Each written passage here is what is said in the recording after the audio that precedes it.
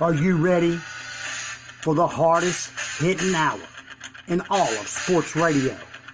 I'm Henderson. He's Urena. It's time for the Counterpunch. Like I said, I'm Henderson. This is Urena. How you doing up there in Brooklyn? What's going on, man? I'm all right. How you feeling? Feeling pretty good. Kind of missed this a little bit. Let's get to it, All right. As most of our listeners has listened to us before already know, we like to involve the listener as much as possible. So I asked earlier today, I only went on Facebook today. I didn't hit Twitter and everything like I used to. I will get to that starting next week. And I got a few questions that people want to have asked. First is, will there be a rehydration clause in the Kovalev and Canelo contract? From what I'm told, there isn't one. Even if there is one, Kovalev has a tendency to come in anywhere from about 182 to about 187, 188. So I don't think it would affect him too much, should there be one. What do you think?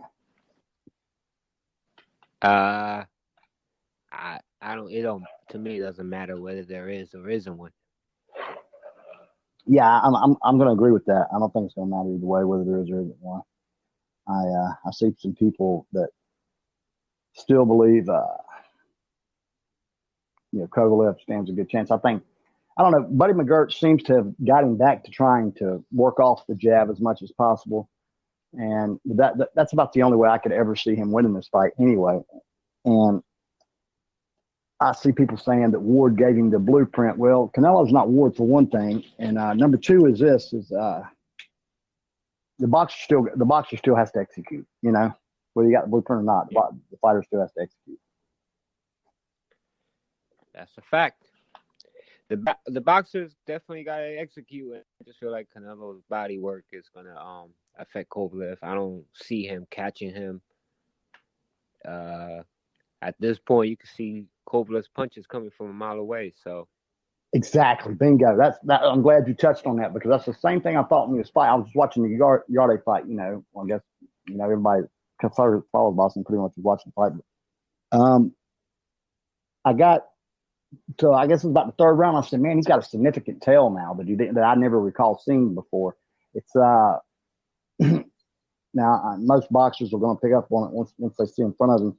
But he has a tendency to, if that right hand ain't all the way home, if you don't see it all the way home, he's almost gotten to the point that he don't even throw it. Have you noticed that? I don't know if you noticed that, but I've seen it a few times during that fight. Yeah, he does do that. And the punches are coming out real slow. By the fourth, fifth round, they become our punches. Really, the shameful part of everything is that, if you ask me, Anthony Yarde's corner failed him. They had the wrong game plan. They didn't really give him any advice throughout the fight. They didn't make any adjustments. And that's why we're getting this fight now. I agree. I totally agree. That fight was there for the young man to take. Oh, without a doubt. Without a doubt in my mind. And he damn near took it anyway. The fact that he made it that far and he got that close says a lot about his natural talent. The guy's a fighter that I believe, if you catch it, he walks into the right gym at 15 years old, or say 13 years old. Well, I don't know how old he was when he first picked up. But say he walks into the right gym as a kid, this guy's got the potential to maybe be an all-time great, damn it. I mean, because he's come a long way with with the guy that, in my opinion, should never be a chief second at any time. Next, let's move on to the next topic here. Do you think Earl Spence Jr. will be a man of his word to make the fight happen with Terrence Bud Crawford next year? Ronnie, what do you think, Wilson? Yeah, but he has a few other fights up. I think that they're going to try to keep the money in-house. And I know people don't want to hear that. I get it. I know why I get it. But right now, in my opinion, he's not going to be in a rush to make that fight. You got Porter, and I'm pretty sure he's going to try to get Pacquiao.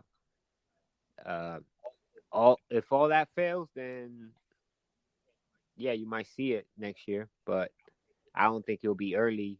I think it'll be late next year. Okay, I'm gonna Ronnie. This question was from Ronnie Johnson. Ronnie, I'm gonna tend to agree with Wilson here. You may see it at the end. It is not that Earl Spence Jr. is not a man of his word. It's just kind of what Wilson touched on right here. It's just the business side just gets in the way. Exactly. It's the business side gets in the way, and the other fights are just easier to make right now. I mean, that is just it in a nutshell. I mean, I can't. I don't like it. I hate it. But I get it. I completely get it.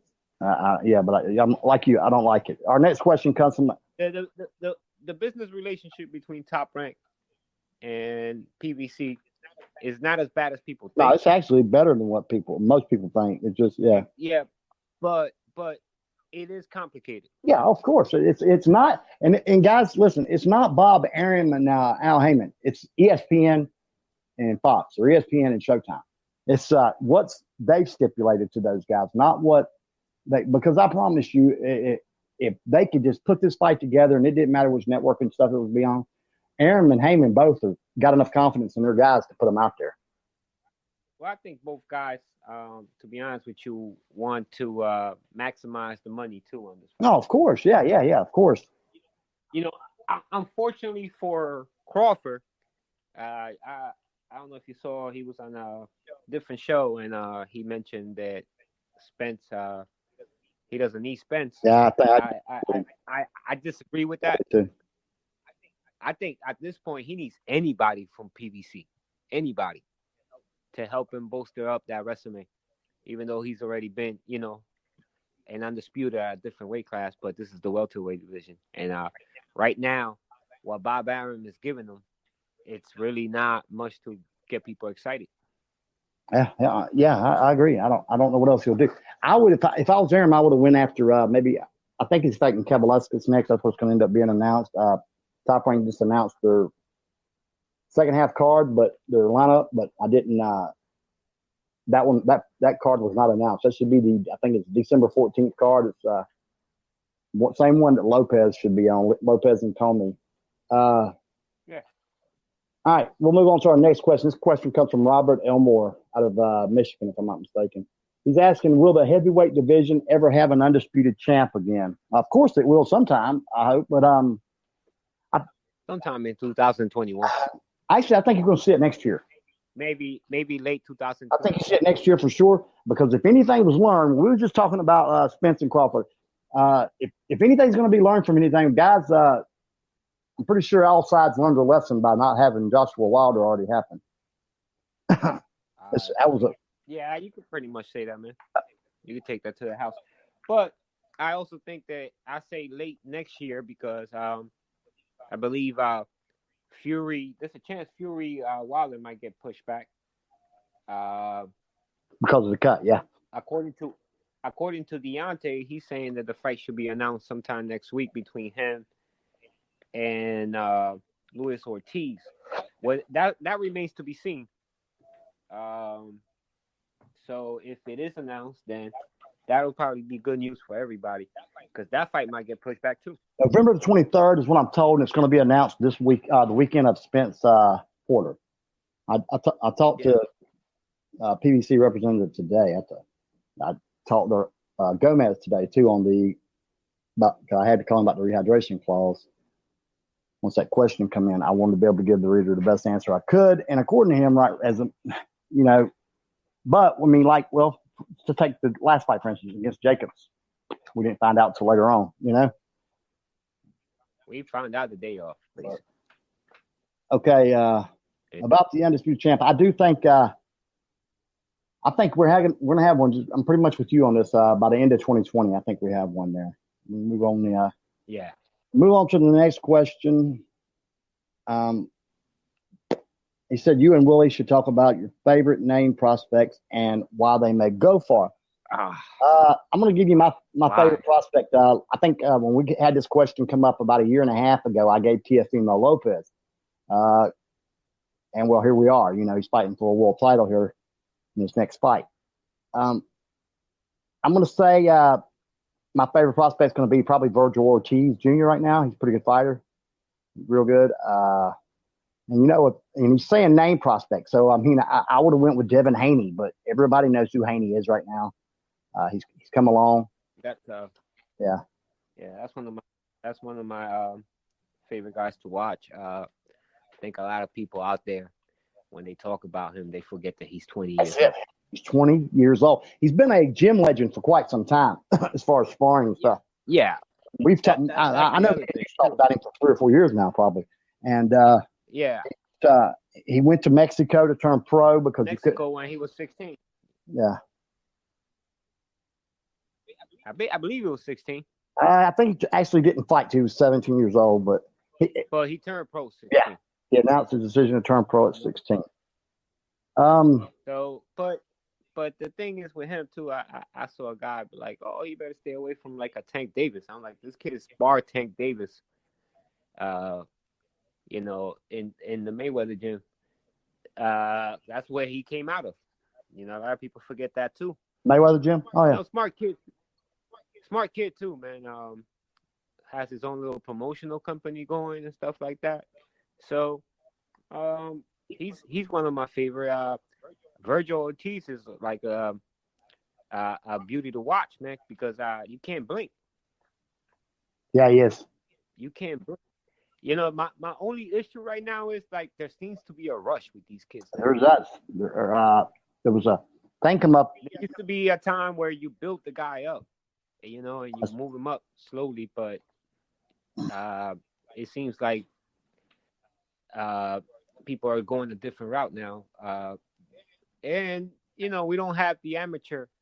We don't have the amateur system here to support that all the time. You're right. We don't have the same system that Cuba, Ukraine, Russia, a lot of these countries have to where, I mean, shit, they're pretty much pro fighters anyway. They just, well, let me rephrase that. I say pro fighters, paid fighters. Let me say that because there's a difference. But yeah, they pretty much are anyway. Okay. That question was from Chris Mealy out of, I think he's in Pennsylvania, if I'm not mistaken. Next question's from a longtime listener of ours, and he's also in a group. That's Drayton Wilson. He said, can you guys lay out where you see Haney's next year or so going? I see him fighting for a world title come about by this time next year or so. Yeah. I see him either getting the Loma fight or should Loma vacate. You know what I mean? When he moves back down, then that'll be it. But I see him fighting. Isn't he the interim right now? Yes. And you mentioned something earlier today. For those that don't know it, the WBC, yeah. WBC will make a decision on this situation probably within the week. When did it say it is? I know they got a meeting coming up. They got a meeting. It should be coming up. We might have to just wait about a week, and that's about it. So it is what it is right now, and I'm looking forward to it. The decision that is, but I could see them stringing this along. Oh, I could too, without a doubt. Yeah, definitely. I could definitely see that. Next question comes from Deshaun Johnson out of Florida. Real quick, hold on. Hey, Drayton Wilson, don't be asking us no questions. He actually used to send us quite a few. He kept us. Yeah, I know. He's the guy, man. We're going to have quite a few listeners that'll float over, but there's going to be some that don't, you know what I mean? Because we've been gone a while, guys. But, man, it's good to be back. And all right, next question comes from Deshaun Johnson out of Florida, originally out of this guy was a great amateur boxer out of New Jersey, actually. He wants to talk about the change-up in heavyweight boxing with AJ's loss and Fury getting that bad cut and the direction the light heavyweight division is headed. So he technically gave us two topics. First, change-up in boxing. I think we won't know how big it is until December 7th. That's what I believe. at this very moment, it hasn't changed anything but money.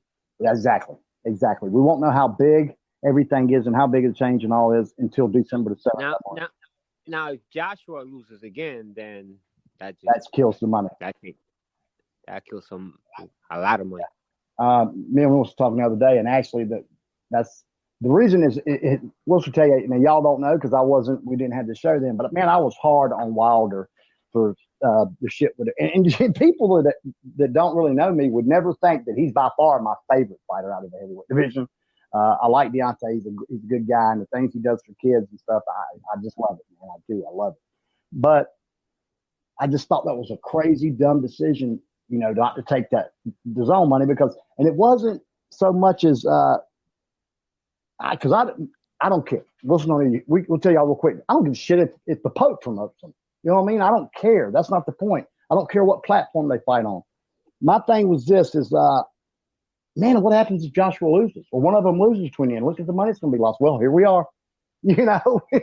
Here we are, 50 million. And I understand building the brand. I understood all that and I understood every bit of that. But man, where the hell is she going to make $100 million in 3 fights? Because the way this worked out with Joshua losing, they would actually have to rematch Ruiz, and he could have still had the Ortiz fight become the second fight on the zone, and the Joshua fight become the Marvels. And got his rematch on Showtime. Yeah, and he could have probably came back and renegotiated because that initial contract to get more money. Because at that point, his 3 fights are up. Yeah, he'll be going into his 3rd fight and fighting what we thought was going to be Joshua, but that's up in the air because I'm pretty sure as we get closer and closer to that fight date, I'll get into that. But I have a feeling you're not. I'm picking Ruiz in the rematch. Yeah, I'll say right now I lean heavily toward Ruiz. Now I'll watch more tape as we get closer. And somebody asked the question. Actually, it's one of the questions on here. Yes, I will, David. I don't know how to say this last name. But yes, I will start breaking down fights again and stuff like, the technical part. Now there was a second part to the question. What was it? The light heavyweight division? What direction we think is going? Eastern European. Totally agree. I believe there's going to be it's going to be a hell of a fight coming up. And nobody's talking about it. Competitive? Yeah. I was talking to Scully, Iceman Scully, about that a couple of days ago. He's an assistant trainer with Arthur Beterbiev. And he asked me if we could, talk about the fight or whatever. I'm not telling him, yeah, and he may be able to jump on with us or whatever to do it. But it's a pretty good fight. I do think that the Beterbiev from 3 years ago, I wasn't going to say dog walks because I don't think he's ever been a better boxer than Gvozdyk is. But I do think that one wins decisively. The one now I don't see too many people walking Gvozdyk. Yeah, I don't see really nobody. Well, I don't know unless you can cut enough weight. But yeah, I don't know. There's nobody in that division doing it. But I think we skip one thing is when we said Eastern European is there's going to be a champion of Irish heritage after November 2nd. Oh well, Irish Mexican. But I think he'll vacate that title and move back down, though, much like he did the 168 temporary. I think Canelo's going to be. This is a one-time thing. I can't hear you there.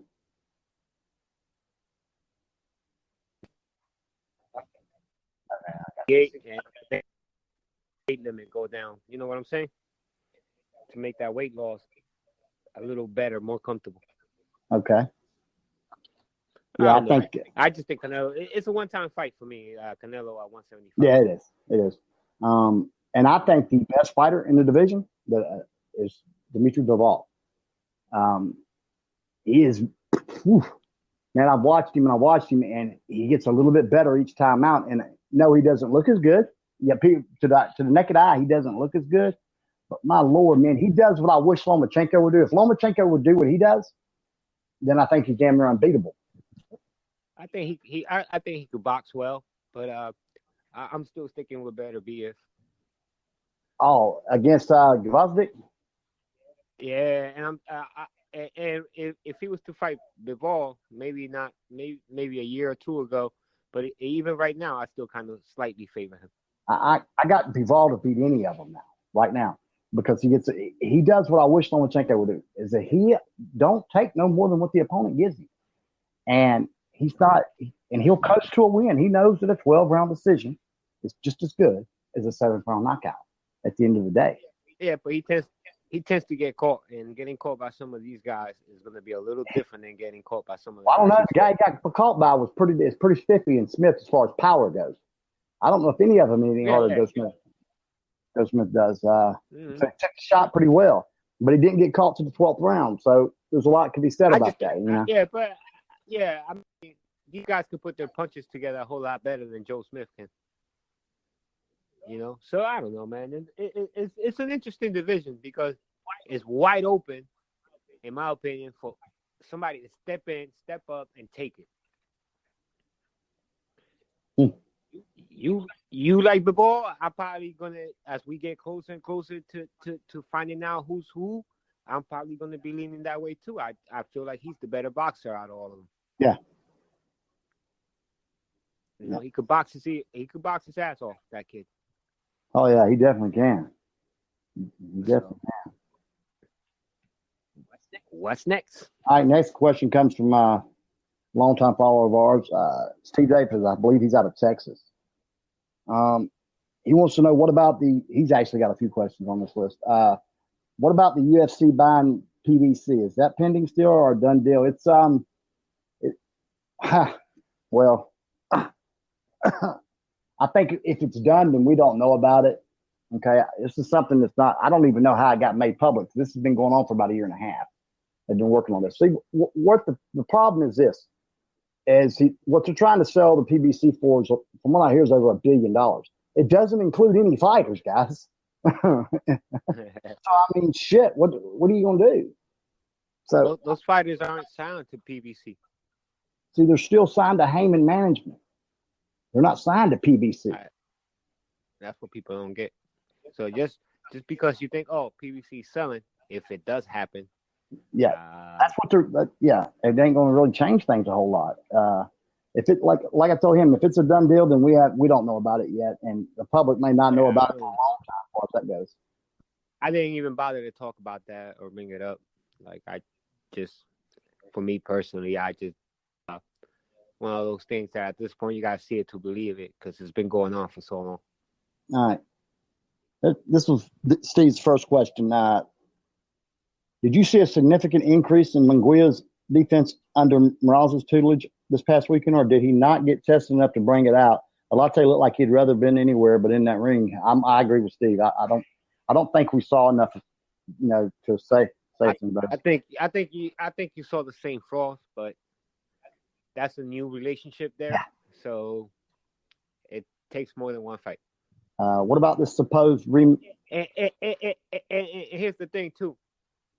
Trying to get a fighter to switch his style up and be more defensive minded is a lot more harder than people think, because when you get in that ring, in that bell ring, some fighters just tend to fall back into their tendency. Yeah, whatever comes from. You know what I'm saying? That's what you'll hear me say a lot of. I haven't said it in a while because we haven't been on there in a while, but habits make the difference in a fight. Styles make fights, but man, habits make the difference. If you can't break a habit, can't break some of your old tendencies, then yeah, exactly.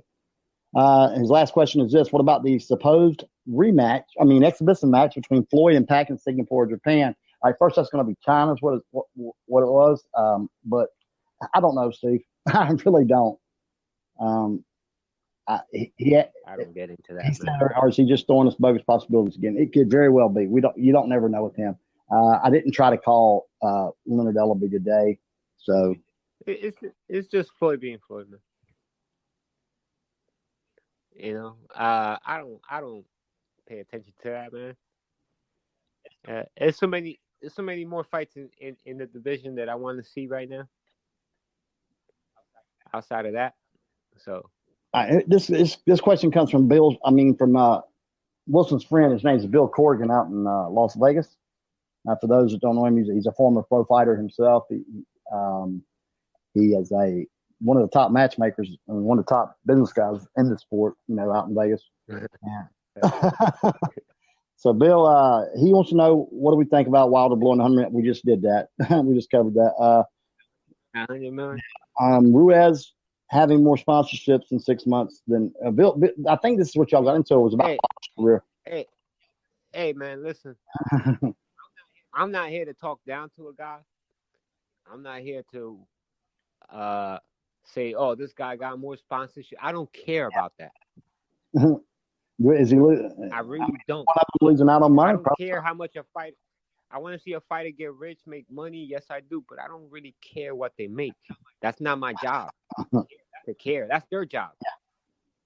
I mean, they make decisions based on what they feel is best for them. I'm not here to knock it. Would I take the $100 million that the zone offer me in a heartbeat? Absolutely. But that's me. That's what I would do. I can't knock a man.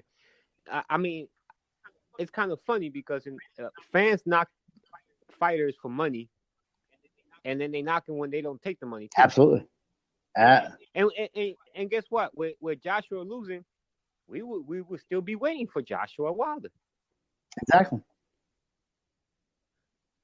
So at this point, who cares? I got to agree with you.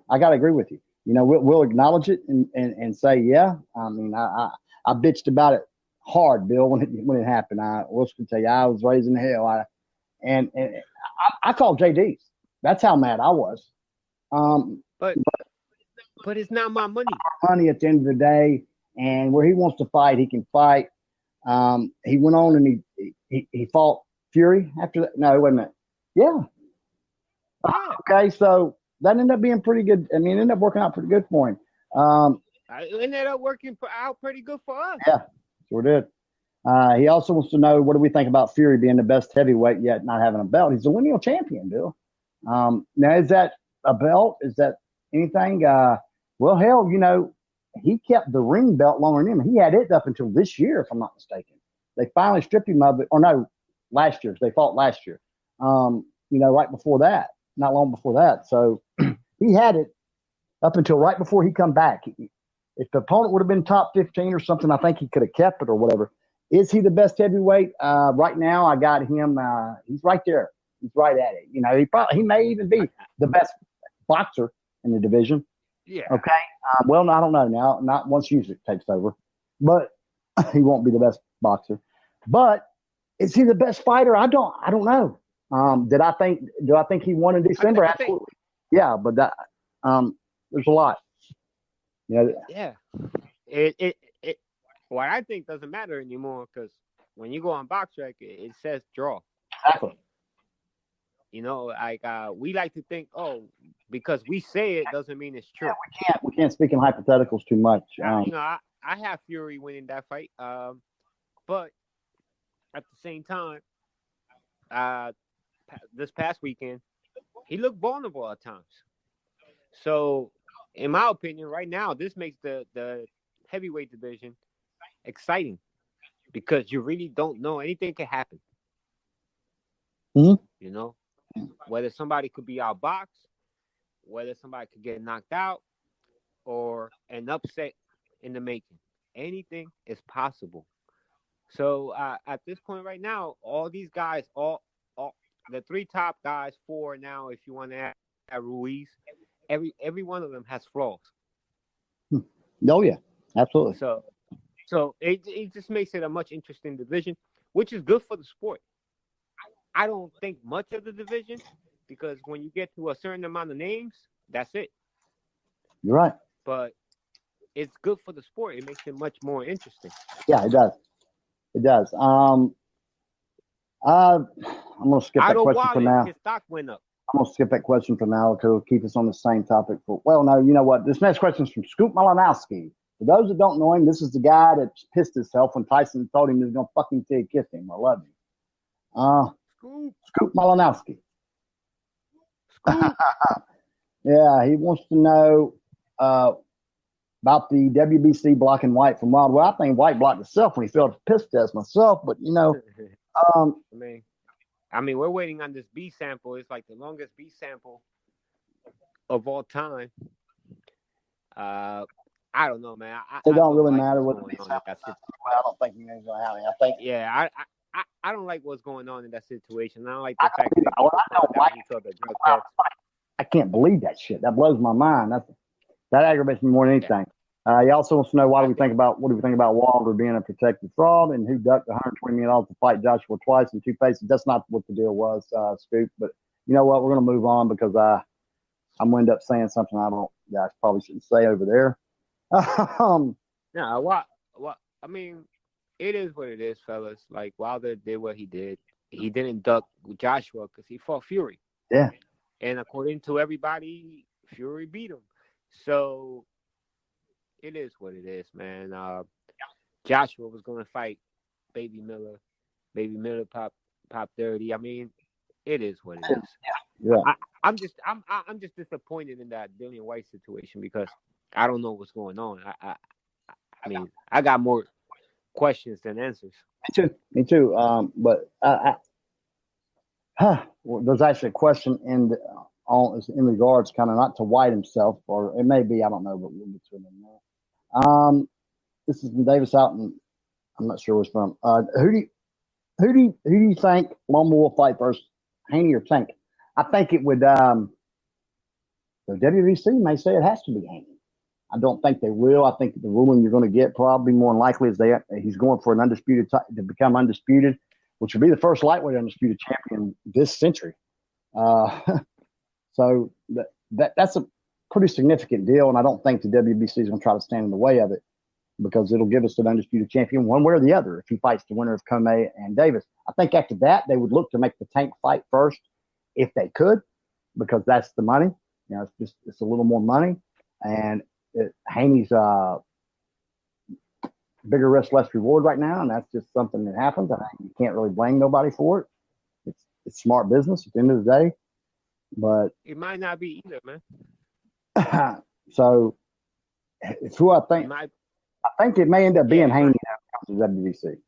It might not be either. It might not be neither because he might move down. Neither. He might move down. I think he's very comfortable with a fight against Tank because they're about the same size. Actually, Loma has a slightly longer reach. So, I mean, it's something he's been having a lot of trouble with the reach, but I've got my reason behind that. And the next question is from Frederick Perry. I think Frederick is from Texas, if I'm not mistaken, not in Houston or somewhere. Sample of widespread. If you find it, let us know, buddy. It's in the mail. If you find it, let us know. I've been on this. I've asked this question a million times to everybody that's anybody in this sport, and I ain't been able to find it yet. They could come back and tell me the B sample was clean now, and I'm not gonna believe it. That's how long it's been. Yeah, I think you tend to try to resolve these things pretty quickly. Yeah. Oh, absolutely. Yeah. So at this point, it sounds like it's in litigation or something. I don't know what's going on. I know White got lawyers involved, and we just gotta wait and see now. I'm going to go to the next question. It's just real quick since we're kind of on this topic anyway. Ruben Groniwald, he's a former boxer. He's from South Africa. Okay. Why do boxers still box after testing positive for banned substance? But in most other sports, athletes get a life ban. Simple. Well, they get suspended in certain sports. You got to pop multiple times to be banned. Well, the sports that I watch at least. But it's simple. Boxing doesn't have a governing body. That's exactly the answer. That is the answer right there. Boxing does not have any one place that you could go to and get a definitive answer on any damn thing. So, for example, Baby Miller got suspended by the WBA, but he didn't get suspended by the state of New York because they couldn't do anything. His license, his boxing license had expired.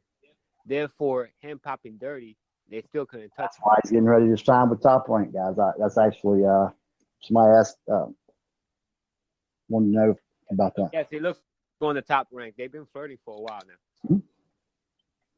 Although he left the door open for Eddie Hearn. Absolutely. So it is what it is. Yeah, he had a little a fan got a little bowl. Hey guys, when you guys see this outside in the public, don't troll. Yeah, don't troll a person that's trained to use their fist for a living. Hey, and this guy ain't just trying to use his hands, man. He's a damn world-class kickboxer. Yeah, I mean, I don't care if it's a journeyman. Don't do it. Amen. You know, that fan's pretty lucky that he just got his drink knocked out of his hand at the Garden last week. You know, so just don't do it. Amen. Amen. What else we got, man? We got anything else? I was just listening to this thing from Anchor for the listeners. We're now with Anchor. And this is our first episode, so there may be some technical difficulties in it. We're hoping it won't be. You'll also be able to catch us all the time. Any replays at thegruelingtruth.com. They got a radio station on Spreaker.com. Their internet radio stations there. Will also be available at, I don't remember what the number of AM station is. It's an astronomical amount. What we've been on. We have two home stations. Well, one for sure home station is 1340 AM in Augusta, Georgia. That's Fox Sports Radio. We're also looking to be on, I think it's 1260 AM in Indianapolis.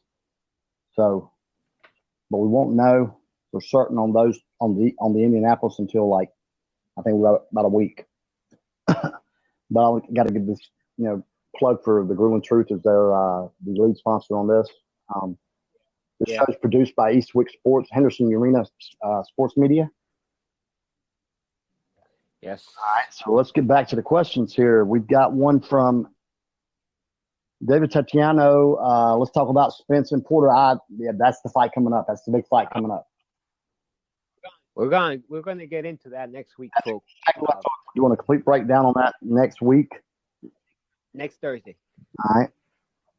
He wants to know, what do we think about, now this is a question that's probably been asked a million times, and it'll be asked a million more, and it's about fans and how they, how they are.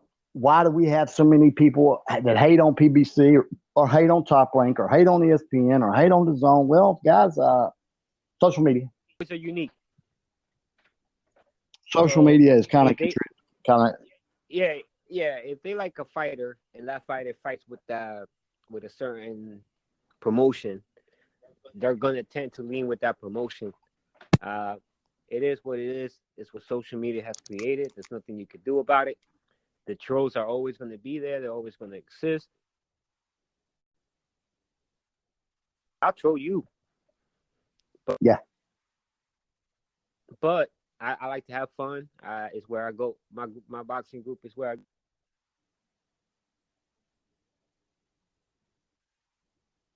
I'm hoping. Can you hear me, Wilson?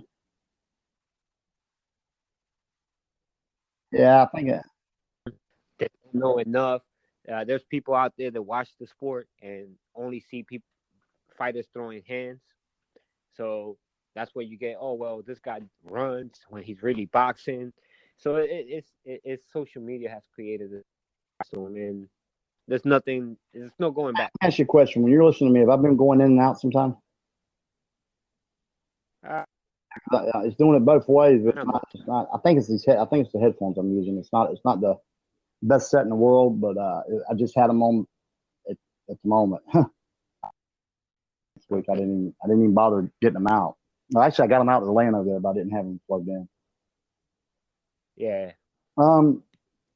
He goes on to say that he loves the PBC. He loves them all. He said, and he also feels, and David, this, as I told him, I tend to agree with you on your perspective for PBC, for sure. We did a couple articles, and we did this one was at Three Kings Boxing, a negative and a positive about PBC. Okay, I stated this right here that I believe that they opened the door for the Top Rank ESPN deal. Now the DAZN, that's different. That's because they got an app and stuff. Actually, the DAZN is they're pretty creative. They took a hell of a risk too, as far as making boxing their lead in to coming to America, because boxing just ain't what well, hell, it's not even a top 10 most popular sport anymore. I hope, with the advent of, with all the money that's being poured into the sport through the channels and, everything, I hope I think we're a lot more fun. I think where ESPN went wrong, to be honest with you, is just having an exclusive deal with Top Rank. They should have kept their door open a little more for certain fights and things like that where they could bid on them. But other than that, it is what it is. I have ESPN Plus, I have The Zone, I have Showtime, and obviously I got Fox. So if it's out there, I'm gonna watch it. Yeah, I see. I don't care who's hosting it or any of that. I really don't have a preferred promotional company. They're all full of it. Every one of them lie to us. I don't really. I'll see somebody. Well, I don't listen to Bob Lies every time. Well, so does Eddie, and so does whoever's Sam Watson. So does all of them, man. They're going to do that. That's what they do. Eddie Hearn sold his. So I'm in the interview, doing an interview on Twitter, and he sold his October schedule like it was golden. So these guys are salesmen. That's what they do. And it is what it is, man. That's another part of the sport that's not going to change. He also believes that the PBC gave some U.S. fighters a better and more incentive. I think so too. He said no boxing fan should wish death on the PBC. I 100% agree with that. You got guys, and I'm guessing he's pointing at Rick Glazer here. Hey, Rick, how you doing? I know you're going to listen. So I'm guessing he's probably pointing at Rick Glazer. He's probably your lead guy that, bashes PBC as far as on social media. I know he is on Facebook, and he does it from his own personal page. He hasn't been as hard on him since DeBella has been cut loose.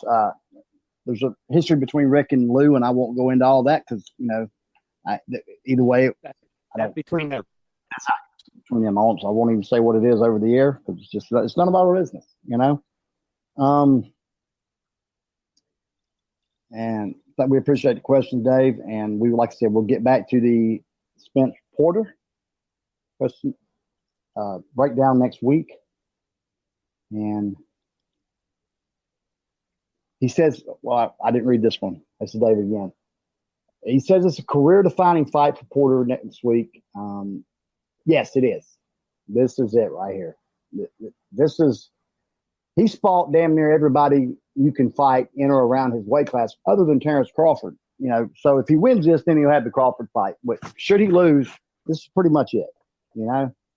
This is pretty much it because he's got the loss to Kelbrook and he's got the loss to Keith Thurman.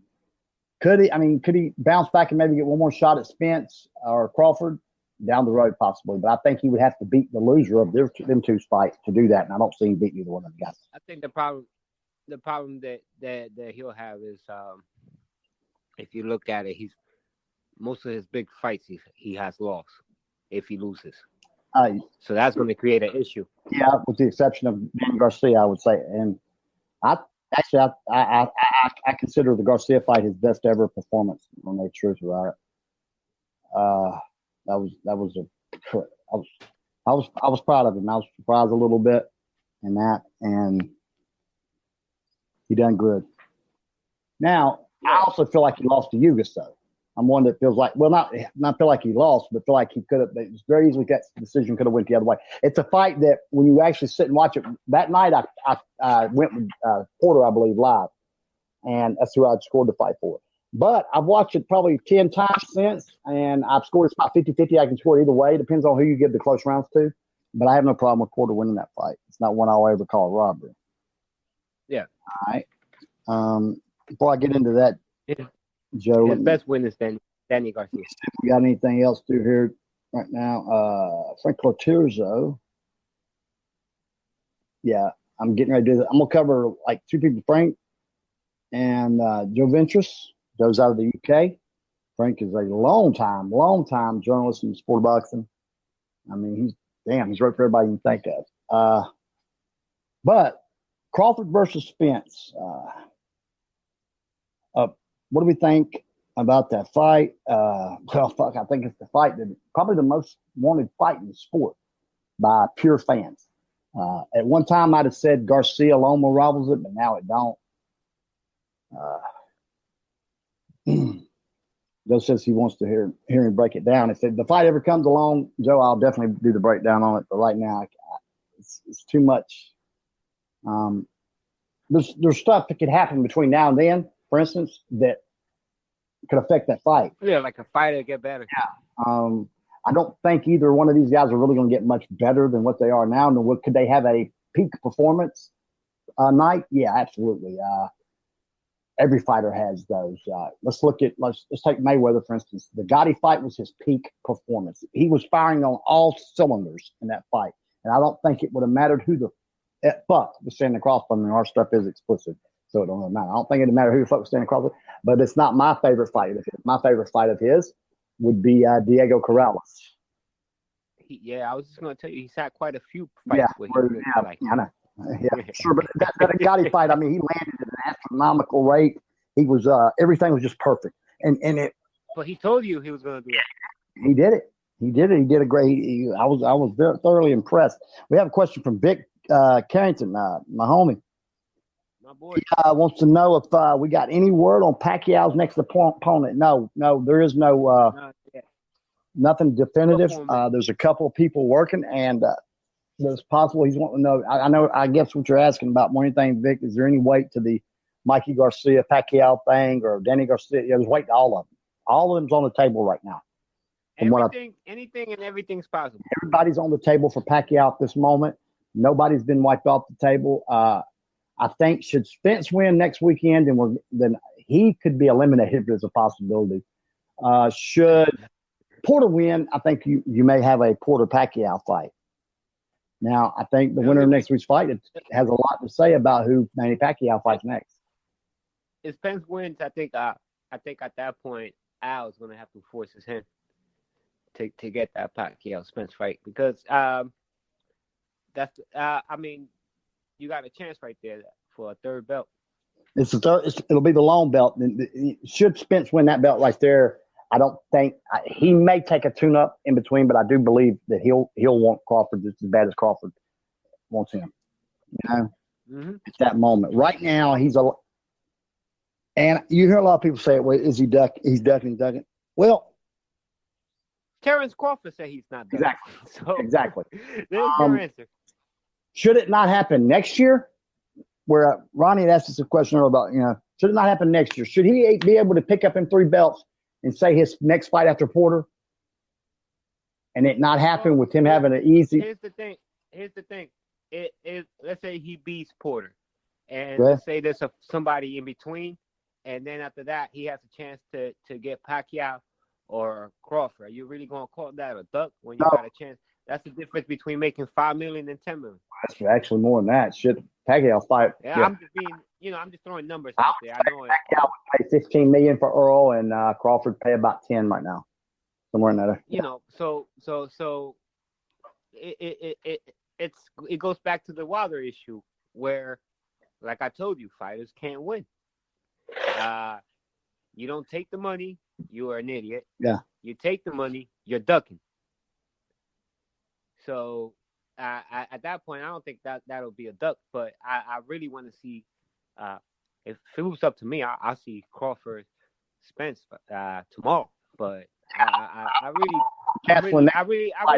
hopeful that it happens. It happens in 2020. Yeah, I'm all for him canceling next weekend's fight if I can get Crawford Spence in November. You know what I mean? Yeah. No, I'm really hopeful on that end that it'll happen sometime in 2020. I just think it'll be the back end of 2020. That I agree with. Now, should Pacquiao refuse to fight him, Earl may ask for him. He may ask for Bud. Is it possible? Right now, there's been talks. Okay, Aaron and Heyman actually had a meeting last week, I believe it was, and they discussed this. And Bob said it 2 months ago. If we can make Wilder Fury 2, why can't we make Spence Crawford? There's not as much money in it. Well, Bob wasn't involved in Wilder Fury. That's the problem. You're right. They made the second. He is now. They made the second one. So there's hope. Obviously, that means they're working together. It's a split pay-per-view, from what I'm told.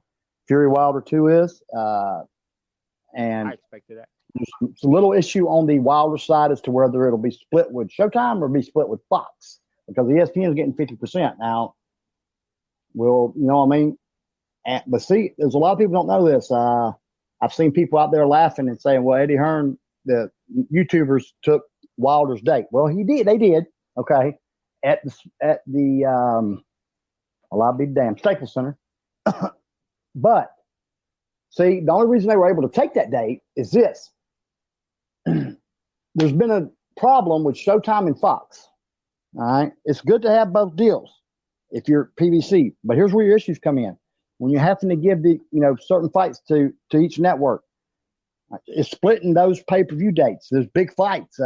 If you notice, Fox has got all of them this year except for the Pacquiao-Bonner fight earlier. All right. All the rest of them has went to Fox lately. And now Showtime is not feeling the love. Now they're talking about giving the Wilder Ortiz fight to Fox. Right. Well, Showtime's up in arms about it. And so now they're seeing if they'll do a 50-50. And that was the holdup. But from what I'm told that's the today, problem. That's the problem. Today, November 23rd. That's the problem. How long is the Showtime PBC contract? How long is it? They re-upped last year for 3 years, didn't they? Same thing Fox did. Yeah. All right. So 2021, 22, in that area. Now I have heard people. That's the last boxing contract, in my opinion. I think it is. I've heard people say this, and I'm talking about insiders. Actually, Glazer has told the world about it, but I've heard it. I heard it originally before they even re-upped the contract. The Showtime is on the same train that HBO was on. And you could tell. I think it's becoming more and more evident. I really do. I don't know what they do. Do they keep? I don't know. Well, the problem with Showtime is they're not using all their tools to their advantage. They're damn sure not. It's not Showtime. You have CBS. You could easily throw some fights on there on CBS that will get more recognition and more views than you would on Showtime. Yep. It's a subscribed network that not too many people subscribe to. That's true. It's nowhere near the subscribers that HBO. Bill's listening to us live because he's responding on the post. He must be an anchor. Must have the Anchor app or whatever. Because he's asking questions that we've about some stuff we've said on here. So I'm thinking he's kind of listening to us live. I didn't know that was possible. Hey guys, what is it? We will be on the Anchor app live. Right now, YouTube took away the Google Hangouts option for us to do live broadcasting. So I don't know if it's still on the record option or not. We did pick. We'll be here at 9 p.m. every Thursday. 9 p.m. live every Thursday on Anchor. Okay? Yeah. We're also, everybody, we're available. Get us anytime after that. You can also catch us on the GrulingTruth.com. Yeah. Anywhere on the Grueling Truth Radio Network, which has. On the Eastwick Sports page. Now, the Counterpunch will have its own Spotify and iTunes spot as well, although it'll be available on the Grueling Truth iTunes and Spotify spots. So you'll be able to get this on Spotify and iTunes right here. Once we're approved, and I don't see no reason we won't be approved. I'll also tune in. There's a few other places you'll be able to get this show through us as well as what you'll get from the Grueling Truth.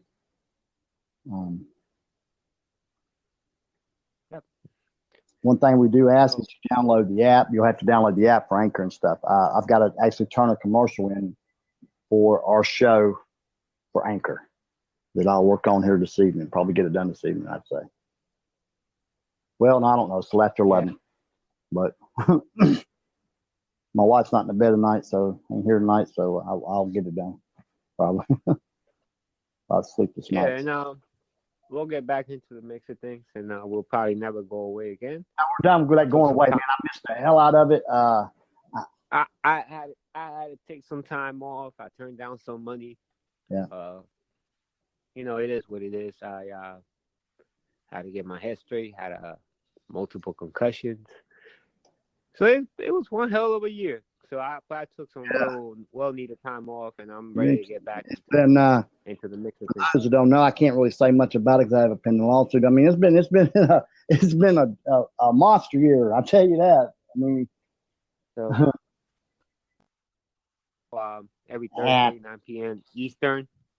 I'll cover this. I've had a few people ask me. Yes, I am going back to boxing scene, but only as a freelance writer. It will not be something that I'm doing all the time. Yeah, because we're there's other things besides this that we're going to get into. Yes, and begin doing. And as those things roll out, we'll let you guys know. But for now, if you want to follow us on a daily basis, you can go to the Eastwick Sports page on Facebook. You can go to Eastwick Boxing group on Facebook. If he's not there, which he probably won't be, I will be. Yeah, I have been in and out a lot on social media. I'm going to say about the last, as for those that follow me know that I left boxing for a little while, back to my old company. Well, I said my old company. It's my company, period, now, again. But translation, he ain't been doing shit. I've been doing all the work. Yeah, I've been working harder than I ever worked in boxing. I was like, son of a bitch. No. So he ain't been doing nothing. He just been chilling, hanging out, stressing, selling stuff. Some shit here and there. It's time to get back to work. Yep. It is time to get back to work. That's for damn sure. There's other things. We were planning to bring you this on Block Talk Radio. We were having some difficulties with other issues with where we're at. We're on the Grueling Truth. That probably works its purpose. And the more we get into the show, the more we'll integrate other things, a fighter here and there. So stay tuned, man. We're about to have a lot of fun. We get down to the last 8 minutes we have here. Well, actually, it's about 6 minutes and something. Now look. I'm down. It's down to 1.5, man. You're showing 58.5? It's 57:30. I know I was only showing 57. Hold on. All right, Hold on. I got it. It's 57:58. Guys, we are down to 2 minutes and 1 second. Yeah, you're in Indiana. Things happen a little slow. We didn't go live though. We didn't start the thing right as we come. Right. That's what. No, we're not live. Because of the hour. That's why I got the other time. All right. Yeah, this is being recorded. So as this is being recorded, there'll be no commercial breaks in it. There is a couple things I have to edit and shoot back in. Starting once we go over to whatever live platform, we might keep this if this is possible. One thing I like about this is being able to go back in and insert your commercials and stuff where you want to. But then I'll have to get the timing down to where I know, all right, we're leaving. All right, guys, we're going to a commercial break. Be back. Look, you know what I mean? All that. But we're trying to take this show a lot bigger than it ever was. And for those that know, we cleared the 5, 6, 7,000 listener mark quite a few times live with Blog Talk Radio. I mean, it become every week. It kind of shocked me. I remember we were doing a show and I said, hey man, we're over 6,000 live listeners. What the hell? And it was the week after we had heavyweight champion Deontay Wilder's manager and trainer on there, JD's, it was the week after that. And I was like, man, what are we talking about? It's got everybody listening, but that become a consistent thing, So we want to try to get that back, maybe even more. I know with the help with going with the Grueling Truth, that'll put us in front of a lot more eyes that we didn't get in front of before. Also being on Spotify and iTunes and Spreaker and Google Play and all that'll get us there. I want to big goals for this. Big goals. We should have a website up and running for the show itself. Definitely by the end of the year, maybe sooner. Probably sooner than that. Definitely by the end of the year, maybe sooner. Guys, we're down to about 55 seconds. Anything you want to say before we let them go? Wilson? Hey, man, thank you for listening. We're looking forward to bringing you much more. And I'm Chris. He's Chris Henderson. I'm Wilson Urena. And, folks, we are out. See you.